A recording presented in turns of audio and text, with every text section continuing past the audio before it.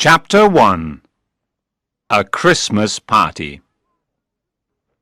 "Are you coming to this beach party, Amy?" shouted Claire. If you don't hurry up, we'll miss the bus.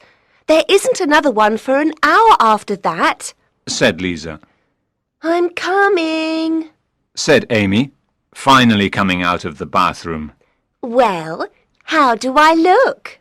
She asked her two best friends with a big smile. Claire and Lisa looked at each other and started to laugh.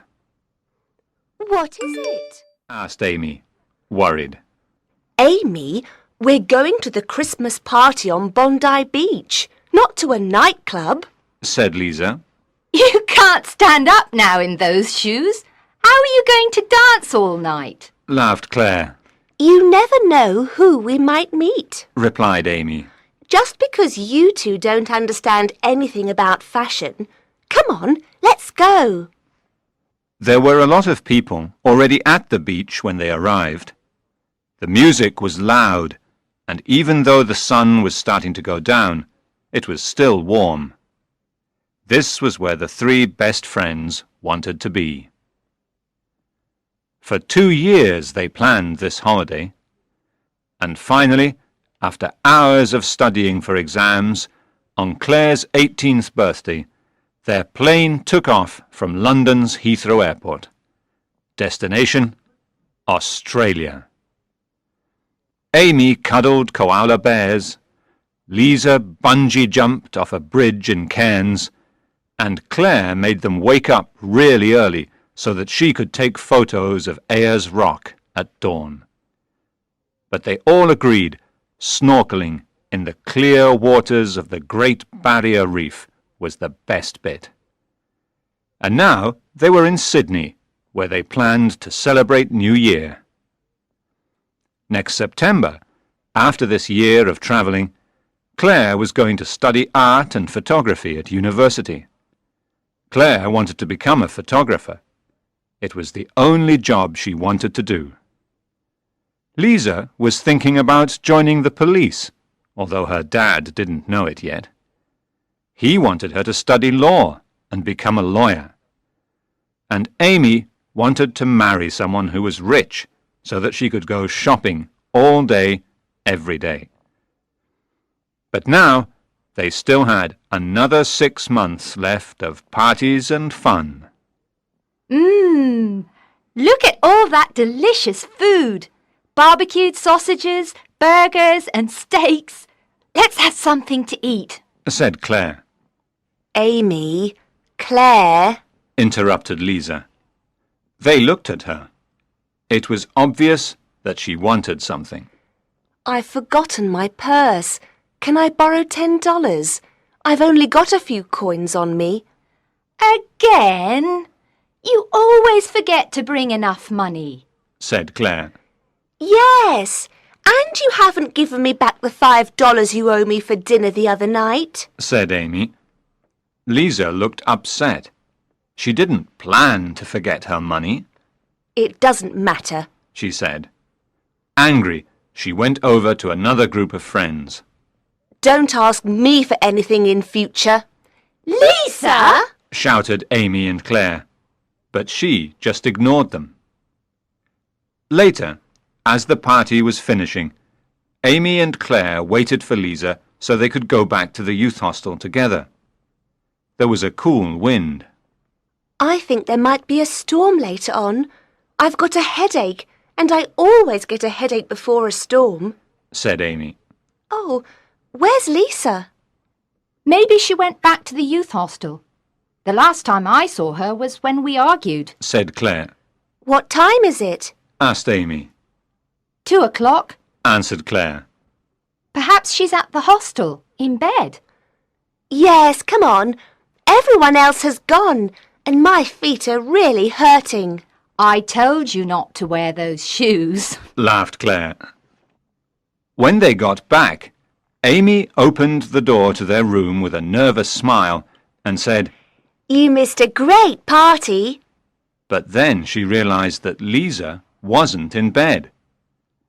She wasn't in the bathroom either. Maybe she's met someone, said Claire hopefully. Maybe. Said Amy. Let's go to bed. In the morning she'll tell us all about some gorgeous Australian that she met at the party, Said Claire, but she didn't seem sure. Maybe. Said Amy.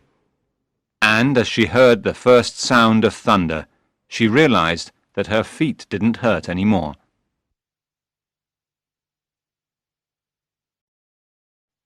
Chapter 2. Where's Lisa? The girls' youth hostel was in the centre of Sydney, opposite Hyde Park. When Amy woke up early the next morning, she was happy they had their own room. In some hostels, the rooms were bigger, you had to share with a lot of other people. Today, she didn't feel like being polite or nice to anyone. Their room was very small for 3 people, but there was a nice view of the park below.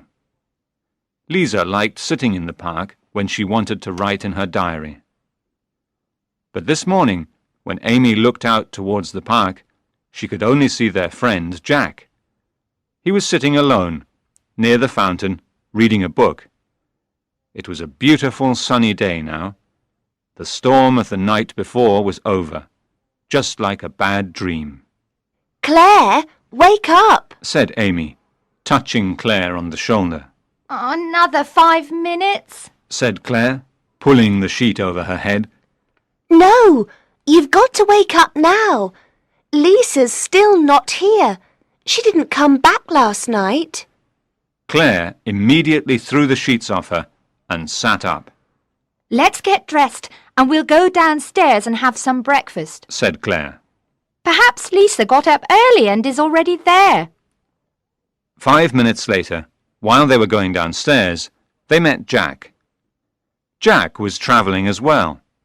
He arrived in Sydney on the same day as the girls, and they met as they were checking into the hostel. The 4 of them soon became friends, and they often spent evenings together, talking until late, sharing pizza and beer in the hostel's garden. Now it seemed like he was in a hurry.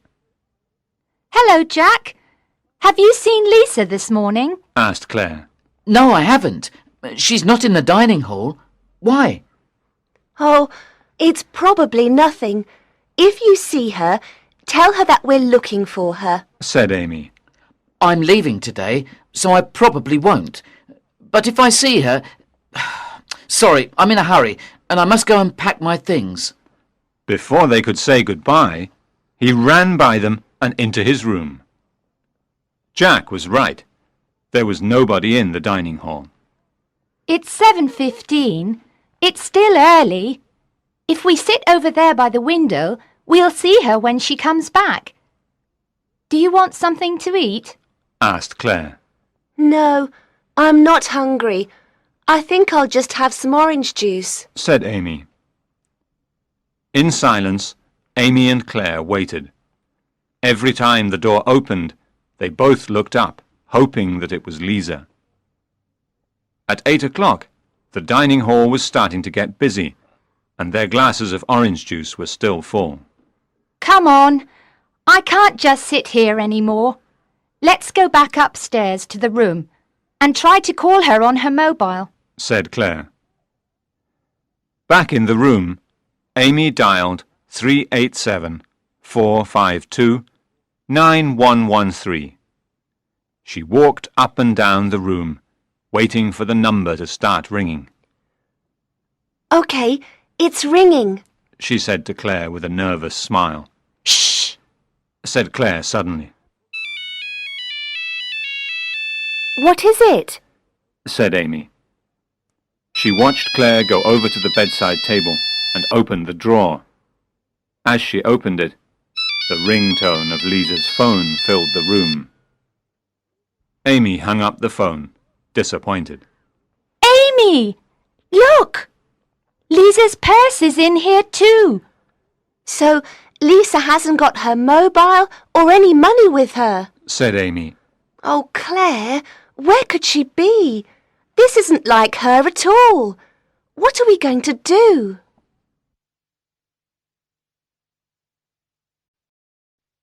Chapter 3.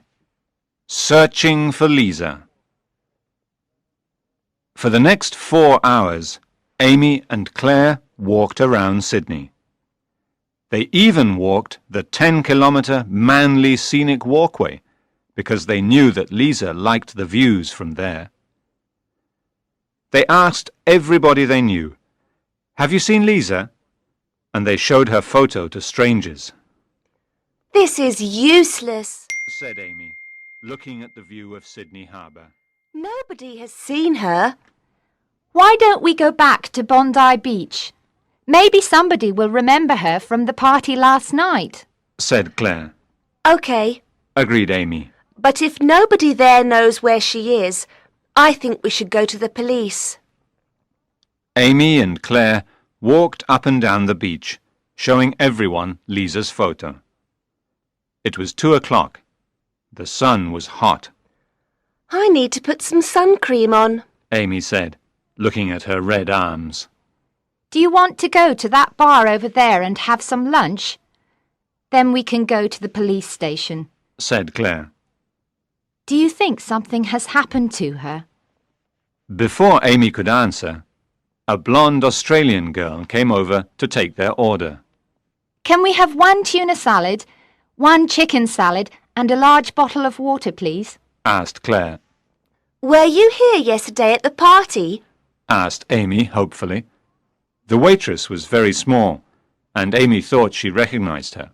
Yes, but I was working. Did you see our friend? Asked Claire, showing her the photo. The waitress took the photo from Claire and looked at it carefully. Amy and Claire expected her to say no, but then she smiled. Ah, yes, I remember her. I remember thinking how pretty and tall she was. Amy and Claire became very interested. You don't remember if she was with anyone? Asked Claire. What time was it when you saw her? Interrupted Amy. It was about 11. And, yes, she was talking to a man. He had black hair. Amy opened her mouth to ask another question, but the waitress stopped her. I'm sorry, but that's all I can remember. I didn't see his face. It was dark. With a kind smile, she went to get their food. Who's got black hair? Said Amy excitedly. But before she thought of anyone, her mobile started ringing. Her hand was shaking when she answered. Hello?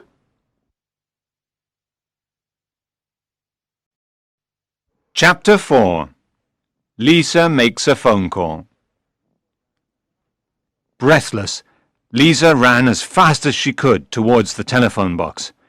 Her ankle hurt from when he pulled her into the house, but there was no time to think of that now. Only a few more steps. Oh, why did I have that stupid argument with Amy and Claire? Why did I forget my purse? Why did I trust him? She thought, with tears in her eyes. Looking constantly over her shoulder, she lifted the receiver. The inside of the telephone box was dirty and covered in graffiti, but luckily the phone was working. She put her only money, a $1 coin, into the phone and dialed Amy's number. Please pick up the phone, please, she thought. On the second ring, Amy answered, and Lisa started crying. Amy! Oh, I'm so glad you're there! Lisa, is that you? Where are you? Oh, I don't know. I need your help. The line was bad, and because Lisa was crying, it was difficult to understand what she was saying. I'm sorry. There are things you don't know. Things I have never told you about my dad. Lisa, that's not important. Calm down. Tell us where you are and we'll come and get you. Oh, please hurry. He's coming after me. Lisa, what are you trying to say? Did someone hurt you at the party? He wants money from my dad to make him pay. Who? Lisa, you're scaring me. Tell me where you are and then phone the police. Amy said. I don't know the number. I don't know where I am. Suddenly, Lisa went cold. Somebody was standing behind her. He was there. She could feel him. Lisa! Are you still there? Lisa! Shouted Amy. Lisa stood terrified as she watched him take the phone from her and hang up. He was smiling at her, but it wasn't a nice smile. It was an evil, mad smile. Why didn't you stay at the house, Lisa? But it doesn't matter. Nobody will ever find you. Putting a baseball cap over his black hair, he pulled her out of the telephone box.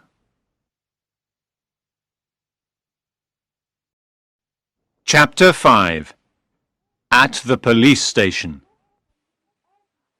We need to talk to somebody urgently. Amy told the policeman in the front office before he could even say hello. Something has happened to our friend Lisa, and we need your help. She went missing last night. You must help us find her. Said Claire. We got a phone call from her 5 minutes ago. Interrupted Amy. She's in trouble. Said Claire. Somebody has kidnapped her. Shouted Amy. The officer looked confused and went inside. When he came back, there was another policeman with him. Good day. My name is Inspector Swanson. Would you like to come through here, please? He said, taking them into an untidy office. Please, take a seat. I understand that your friend is missing. What's her name? Lisa. Her name is Lisa McIntosh. Said Claire. He sat down at his desk and started writing down the details. How old is she? 18. She'll be 19 next month. Amy said, trying not to cry. Inspector Swanson smiled kindly at Amy. He could see that both the girls were very worried. What was she wearing when she went missing? She was wearing blue jeans and a pink t-shirt. Said Claire. Can you describe her to me? She has long, curly blonde hair and blue eyes. This is a photo of Lisa. Amy said, and gave him one of their photos. She's very pretty and tall, about 1.75 meters. Amy said, remembering what the waitress said earlier. When was the last time you saw her? It was about 8:30 last night. Said Claire. Are you sure she isn't with anyone she met at the party? A friend, perhaps? Inspector Swanson looked at them very seriously. No, not without telling us first. Said Amy, shaking her head. We made a rule before we left England. If you want to stay out all night, then you have to tell the others where you're going, who with, and when you'll be back. Explained Claire. Lisa knows that rule. She knows we'll be worried. Inspector Swanson listened carefully. He thought that they were telling him the truth. You told the other officer that somebody has kidnapped her. He said cautiously. Yes. The two girls said at the same time. That's a very serious thing to say. Swanson searched their eyes for any sign that they were lying, but they both looked back honestly. Lisa told us that on the phone. So, you have spoken to Lisa? He asked, raising an eyebrow. Yes, about a quarter of an hour ago. Said Claire, looking at her watch. Why don't you send some people to look for her? Asked Amy, starting to get angry. They were wasting time, sitting here, filling in stupid forms, when they could be looking for Lisa. Amy? Said Claire, trying to calm her down. She turned to Swanson. I'm sorry, but we're really worried about Lisa. She said that a man was after her. A policeman knocked on the door. Sorry to interrupt you, sir, but could I talk with you in private, please? He asked. I'm busy. Can't it wait? Said Swanson. It's very important, sir. Said the policeman, and Swanson stood up. I won't be long. Can you finish filling in that form about Lisa, please? He told them, and went into another office. When he came back, his friendly eyes were dark with worry. Was that about Lisa? Asked Claire. Swanson sat down and took a deep breath before speaking. That phone call was from Scotland Yard in England. Judge Mackintosh, the famous judge, has received a phone call. A man from Australia has told Judge Mackintosh that he has kidnapped his daughter. The kidnapper wants his father to be released from prison and $200,000 or What? Asked Claire and Amy at the same time. or he will kill Lisa.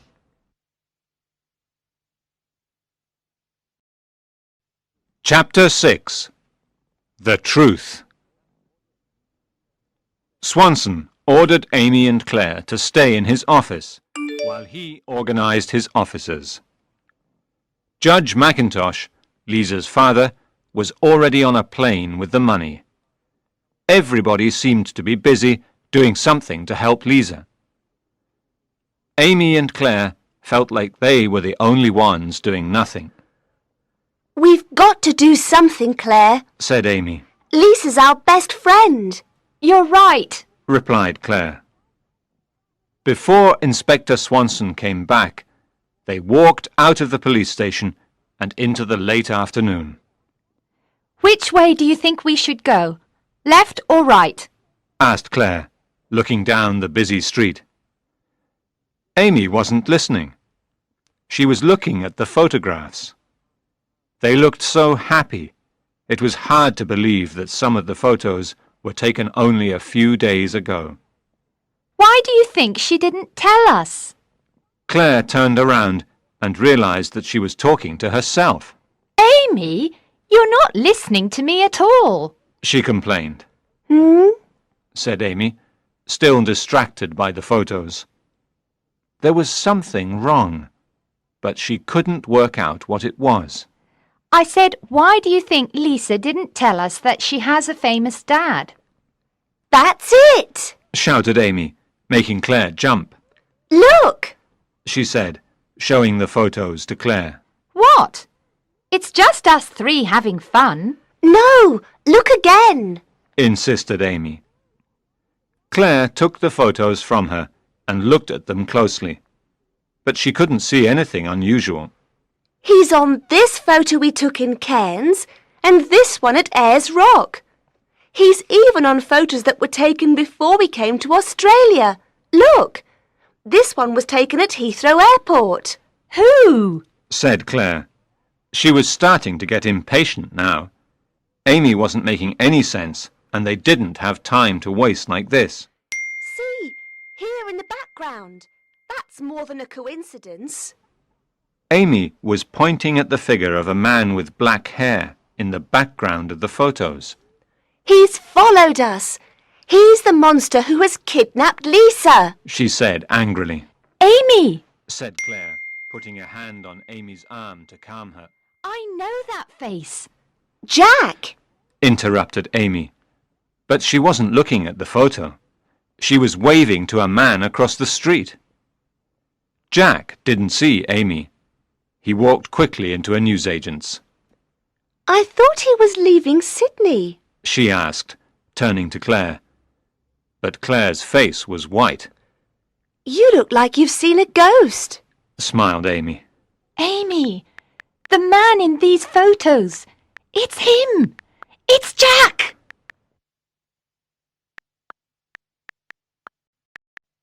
Chapter 7. The Kidnapper's Shadow. Don't be ridiculous, Claire. Jack's our friend. Laughed Amy nervously. But before she looked at the photo again, she knew that Claire was right. Amy felt sick. Lisa liked Jack. She trusted him. They all thought he was nice. Look, he's coming out of the newsagent's now. Said Claire. I'm going to kill him. Said Amy. She wanted to run over to him. But Claire stopped her. No, don't be stupid. If you do that, we'll never find out where Lisa is. Let's follow him instead. We should phone the police, though. said Amy, taking her mobile phone out of her bag. There's no time. Said Claire. Come on! They started to follow him south, through Hyde Park, and then east, down Oxford Street. He was walking fast, and it was difficult not to lose sight of him in the busy street. It was still a public holiday, and a lot of people were out, enjoying the early evening sun and eating ice creams in the many bars of this lively neighbourhood. Oh, no! Said Claire. What's the matter? Asked Amy. She was staring at the back of Jack's head as he crossed the road a few steps in front of them. The traffic lights. What traffic lights? Said Amy, confused. A tall woman with long brown hair stopped suddenly in front of her, obstructing her view. Amy wanted to push her out of the way. They're red! He's going to get away! Said Amy. Forced to stand still and wait, they watched Jack disappear into the crowd. It felt like an hour before the cars stopped and they could walk across the road. It's useless! Shouted Amy. We'll never find Lisa! We can't give up now. Said Claire. I'm going to the police station. Said Amy, refusing to go any further. But then, as she turned to go, she saw him again.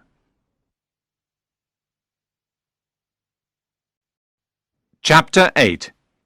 Finding Lisa. The house was on a pretty street in Paddington, a residential district south of Sydney Harbour, not far from the youth hostel. It was a Victorian house and was identical to all the other houses on that street. Claire and Amy watched as Jack went through the gate and into the house. Once they were certain that nobody was watching them, they walked to the rear of the house and looked through a window. It was very dirty, but they could still see inside. The outside of the house was beautiful, but the inside was horrible. The furniture was ripped and empty tins of food, pizza boxes and cans were on the floor. Lisa was sitting on an old chair in the living room. Her hands were tied, and she looked frightened as she watched Jack. He was shouting, and his face was red with anger.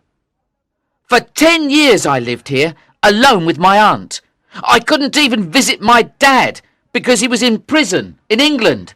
I'm sorry, said Lisa, trying to calm him down. No, you're not. You're not sorry. I am. No, you're sorry that you're not out with your friends, laughing and having fun as usual. Well, what about me? He screamed, out of control. If you let me go, I won't tell anyone about this. Said Lisa desperately. Not Claire, not Amy. Nobody will ever know. It will be our secret. You're a liar, just like your dad. He screamed, so loud it made Amy and Claire jump. Do you think I could let you go now? After all this time? After all that he's done? My father was innocent. He told me he never did it. He was set up. Claire and Amy listened in silence, too scared to breathe. He looked so different from the kind, funny guy they shared pizza with. This was the real Jack. I've planned this for a long time. I followed you and your stupid friends around Australia, and then you came to Sydney. When you argued with your friends on Bondi Beach, I was there. You knew me from the youth hostel and trusted me, and I could finally put my plan into action. Now your dad is going to pay. I hope he's got the money ready. Otherwise...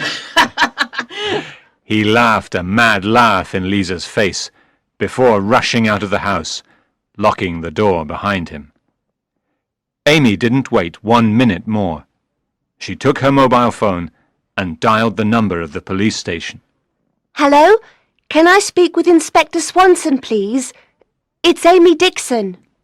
While Amy waited for Swanson to answer, Claire knocked on the window. Lisa! Shouted Claire. Everything's going to be okay. You're safe now.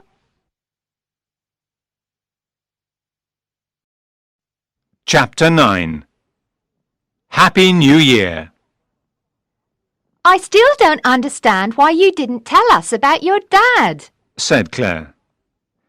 It was New Year's Eve, and Lisa's dad was paying for them to have dinner in an expensive restaurant.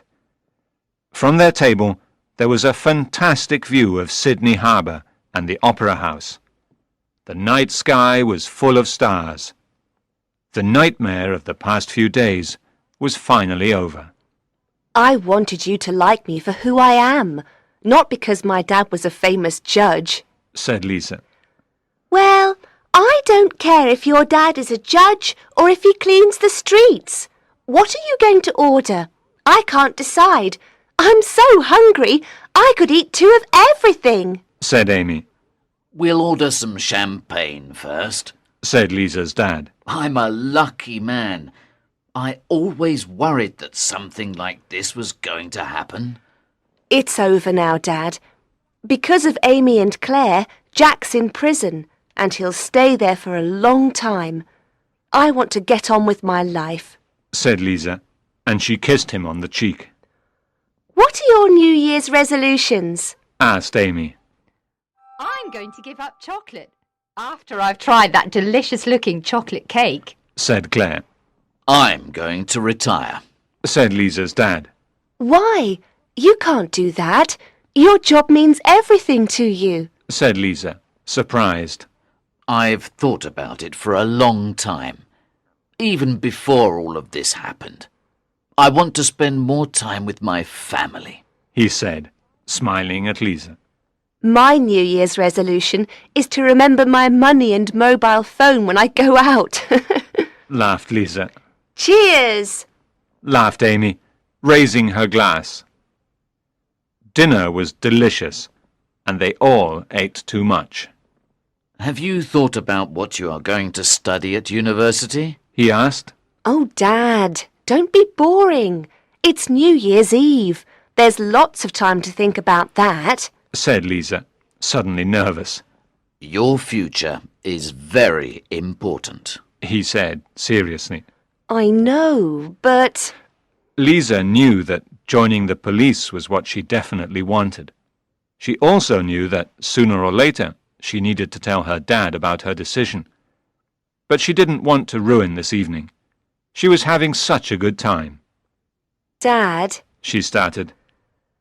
Taking a deep breath, she said the words she knew were going to disappoint him. I don't want to go to university. She avoided his eyes and waited for him to shout that she was making a big mistake. But when he spoke, his voice was warm. I know, he said. What do you mean, I know? Lisa looked at him confused, but he was smiling. I'm your dad. I could see that whenever I talked about university, you looked unhappy. And what's important to me, he said, taking her hand gently in his, is that you're happy. So, can I join the police? If that's what you want. He smiled. Do you mean that? Asked Lisa, excitedly. She threw her arms around him. Well, if Lisa is going to join the police, then you two could always become private investigators. He said, and Claire laughed. I'm serious. You found Lisa before the police did. But the girls were laughing too much to take him seriously. Here's to us, Charlie's Angels. Laughed Lisa, making another toast. It'll soon be midnight. Shall we go outside with everyone else? At last, the countdown began. 10, 9, 8, 7, everyone shouted. 6, 5, 4, 3, 2, 1. Happy New Year! Fireworks filled the sky with loud bangs and a beautiful rainbow of colour. Sydney was impressive at any time of year, but the harbour at New Year was unforgettable. Any plans for the future could wait until tomorrow. It was too good here and now.